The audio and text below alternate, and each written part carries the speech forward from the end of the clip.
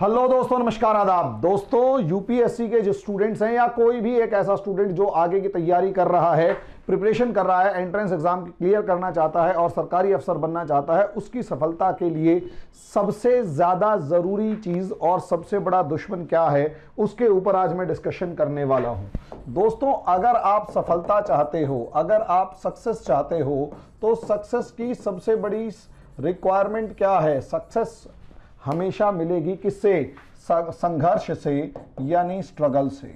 अब समस्या को समझिए, संघर्ष यानी स्ट्रगल आपको करना पड़ेगा, इसके अंदर कोई दो राय नहीं है। संघर्ष ही सफलता की कुंजी है। अब इस संघर्ष के लिए आपको दो चीजें जो सबसे ज्यादा जरूरी चाहिए, वो है क्या? त्याग और तपस्या।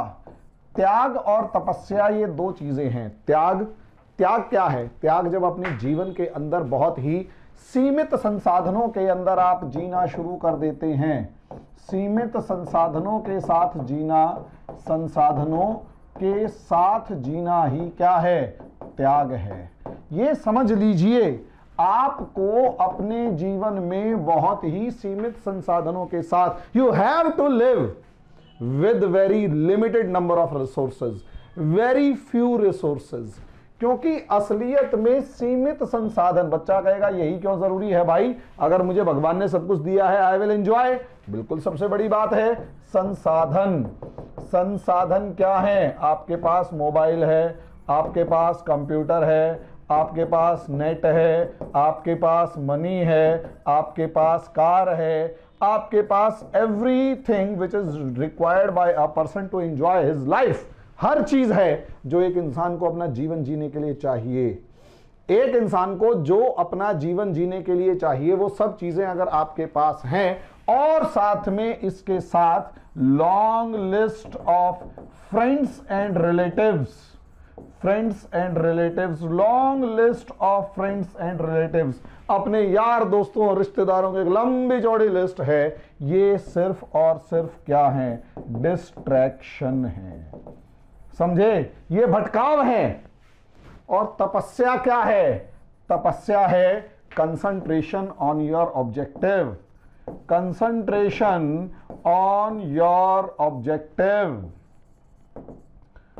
जो भी आपका उद्देश्य है उस पे कंसंट्रेट करो, और इस कंसंट्रेशन के साथ तपस्या की दूसरी रिक्वायरमेंट है, टाइम स्पेंड करो उसके पास। जो आपका मैक्सिमम टाइम है वो स्पेंड करो। और जब आप टाइम स्पेंड करते हो तो तपस्या की तीसरी रिक्वायरमेंट जो सबसे ज्यादा है वो है पेशेंस। पेशेंस का मतलब क्या हो गया?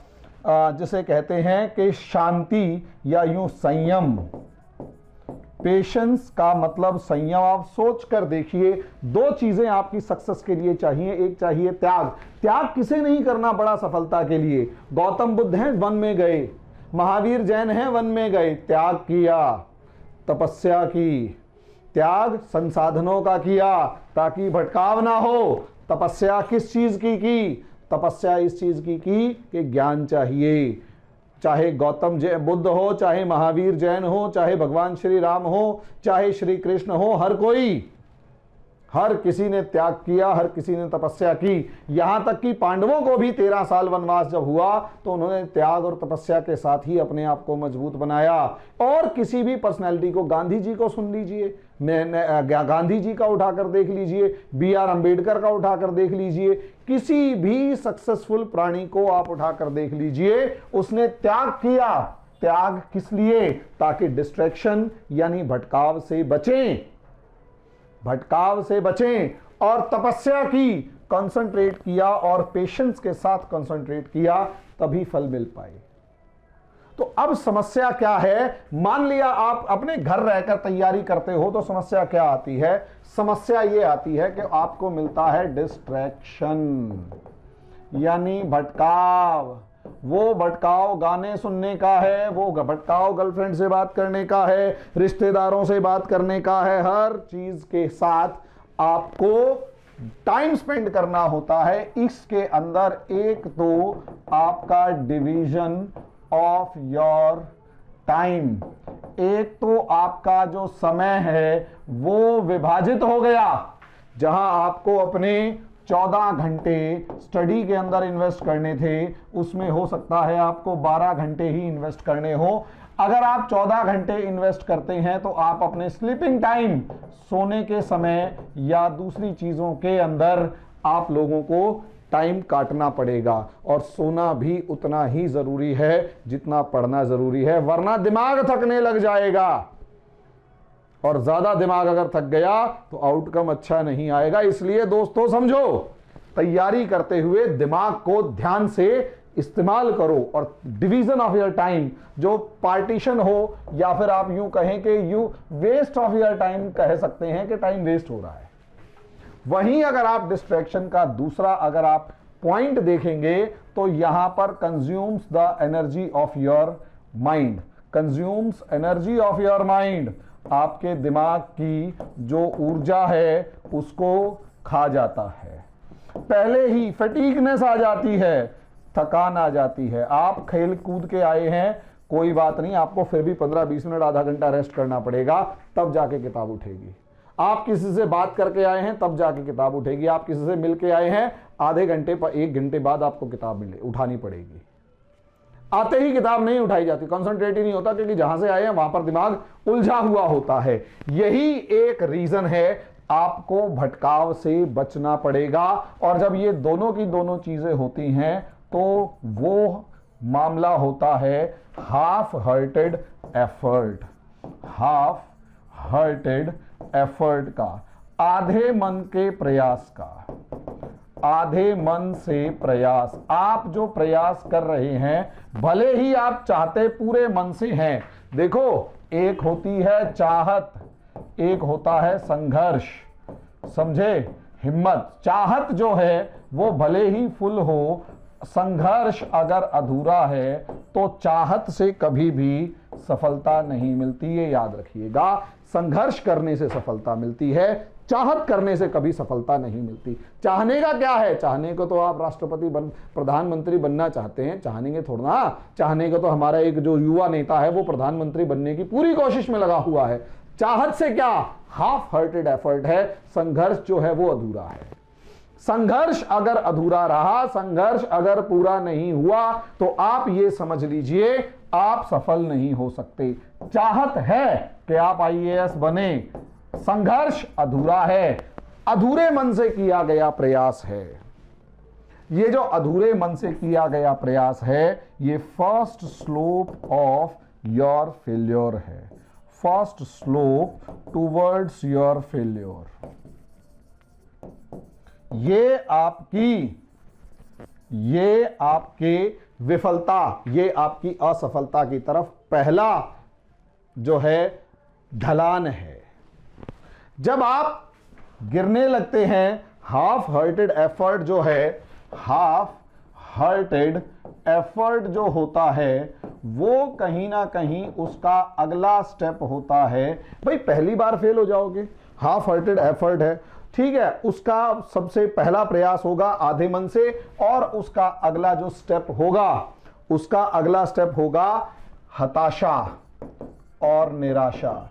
ये हताशा और निराशा नाम की दो कन्याएं आपको घेर लेंगी, या फिर कहेंगे कि भूतनियां आपको घेर लेंगी। मन हताश होगा, मन निराश होगा, हताशा और निराशा आपके मन के चारों तरफ फैल जाएगी, और ये second stage of your failure है, second step towards your failure, second step towards your failure.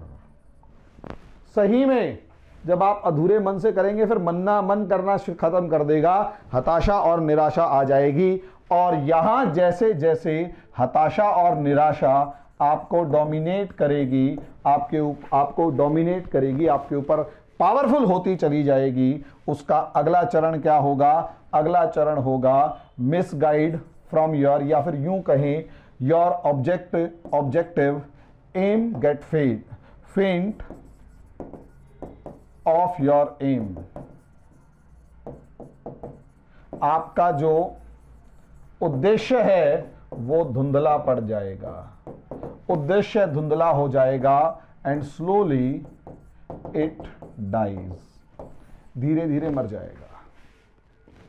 जब हताशा निराशा होगी तो वो आपको पढ़ने नहीं दे रही, पढ़ने का मन नहीं कर रहा, समझ में नहीं आ रहा, एक एनर्जी अंदर से मोटिवेशन नहीं आ रहा, और जब मोटिवेशन नहीं आ रहा तो आपका ऑब्जेक्टिव धुंधला हो जाता है। पहले आप आईएएस के बारे में सोचते हैं, फिर पीसीएस के बारे में सोचते हैं, फिर पटवार के बारे में सोचते हैं, और फिर धीरे धीरे धीरे धीरे एंड हो जाता है, धीरे धीरे धीरे धीरे समाप्त, स्लोली इट डाइज, मर जाता है। इसीलिए जिस दिन आईएएस से नीचे पीसीएस का आप सुन लें, उसका मतलब आप समझ लीजिए, सोचना शुरू कर दें, समझ लीजिए आप हताशा और निराशा में घिरे हुए हैं, और वो आपके उद्देश्य को कमजोर करेगा। धीरे धीरे वो मरना शुरू कर देगा, और उसका नेक्स्ट स्टेप क्या है? Death of a person by heart. Yes, दिल से वो आदमी मर चुका होता है, और यहीं से एंड ऑफ योर जर्नी होता है। हां, दिल से वो आदमी मर चुका है, और आपकी यात्रा का यही अंत है, और आपकी यात्रा का यही अंत है। ये याद रखिएगा, ये सबसे बड़ी सिचुएशन है, ये सबसे बड़ी सिचुएशन है। भाई आपका ऑब्जेक्टिव खत्म हो गया, आईएएस बनना था, धीरे धीरे मन से उतर चुके हैं, अब आईएएस से मोह भंग हो चुका है, अब जीवन बस जी रहे हैं, यही तो आपकी यात्रा का अंत है। This is the end of your journey. यहां आप एक बात समझ लीजिए जो मैं आपको समझाना चाहता हूं, कि यहां आपका सबसे बड़ा एनिमी यानी दुश्मन कौन सा है वो बताइए। यहां आप पूरा उठाकर देख लीजिए, यहां सबसे बड़ा दुश्मन, दो चीजें जो निकल कर आ रही हैं, सब वो है आपके संसाधन, जो आपके रिसोर्सेज हैं, जो आपके सामने चारों तरफ पड़े हुए हैं। यहां तक कि मैं आपके पैसे को भी आपका दुश्मन मानता हूं।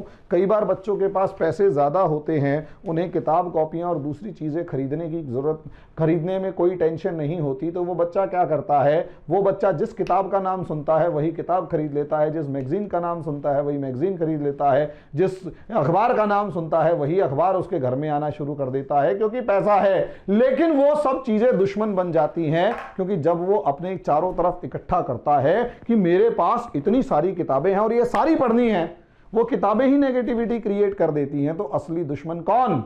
असलियत में उस बच्चे का सबसे बड़ा दुश्मन उसका वो पैसा है, जिसने उसको वो किताबें खरीदने के लिए सोचने का टाइम ही नहीं दिया। पैसे जेब में दे दो। वहीं अगर एक कमजोर घर का बच्चा है, गरीब घर का बच्चा है, उसको कहा बेटा आपको किताबें खरीदने, उसे 4 बार सोचना पड़ रहा है, और उसकी जेब उसको वो किताबें खरीदने से रोक रही है, फालतू की चीजें खरीदने से रोक रही है, तो उसके लिए तो कई बार वो जो गरीबी है वो उसके लिए वरदान साबित हुई, क्योंकि वो एक एक रुपया खासकर किताबों और दूसरी चीजों पे सोच सोच के खर्च कर रहा है। लेकिन उस गरीब बच्चे के लिए एक बात यह है कि उसके मन में ये डर नहीं होना चाहिए कि कहीं ऐसा ना हो कि उस किताब को ना खरीदूं और मैं फेल हो जाऊं। उसे ये समझना चाहिए कि उस किताब को ना भी खरीदूं, जो एक किताब है उसे अच्छे से पढ़ने से भी मैं बन के दिखाऊंगा। यस, इसलिए बहुत सारी छोटी छोटी चीजें होती हैं। यहां पर आपका सबसे बड़ा जो दुश्मन है वो आपके संसाधन है, रिसोर्सेज हैं, और वो रिसोर्सेज आपके अंदर भटकाव यानी डिस्ट्रैक्शन पैदा कर रहे हैं। और यही जो भटकाव है, यहां ये कम कैसे किया जाता है? ये त्याग और तपस्या से कम किया जाता है। जितना ज्यादा त्याग करोगे, जितना ज्यादा तपस्या करोगे, त्याग जितना अच्छा करोगे, जितना जल्दी इन सब चीजों को छोड़ दोगे, उतना ज्यादा आप, और इसको छोड़ना कैसे है? इसका एक ही उपाय है, मेडिटेशन। मेरी पिछली वीडियोस में देख लेंगे, आप लोगों को मेडिटेशन के बारे में लंबा चौड़ा एक्सप्लेनेशन मिल जाएगा। दोस्तों घबराने की बात नहीं है, best of the best effort होता है, समझे? और अपने दुश्मन को पहचानो और किस तरीके से आपने अपना रास्ता बनाना है, उस रास्ते को बनाओ और आगे बढ़ो। जितना तेजी से, जितनी जल्दी आगे बढ़ोगे, उतना फायदे में रहोगे। लेकिन मेहनत करते हुए संयम होना चाहिए। थकान महसूस अगर हो तो क्या होगा, उसके लिए अगला वीडियो बनाऊंगा।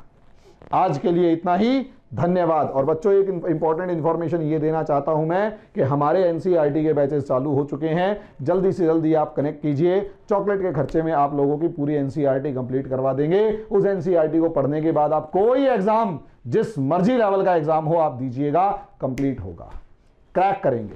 धन्यवाद।